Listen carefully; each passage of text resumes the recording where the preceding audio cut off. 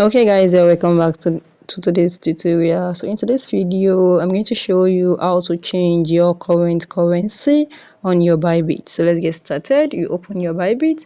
Now if you look at this, my currency is on USD dollar and you want to change your own to your preferable country dollar or country currency. Sorry guys, how do you change it? So what you need to do is click on this your profile up here. Once you click on it, and the next thing you're going to do is come here. You can see, click on this your icon.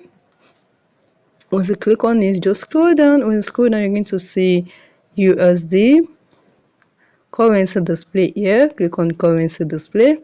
Once you click on currency display, you can see what you use is USD. So here you can change any of your currency here. You can change it to any currency. If you're using your SAF or Indian, you can see you can change any currency. You can see any currency here. Once you click on it, it's going to automatically change to it.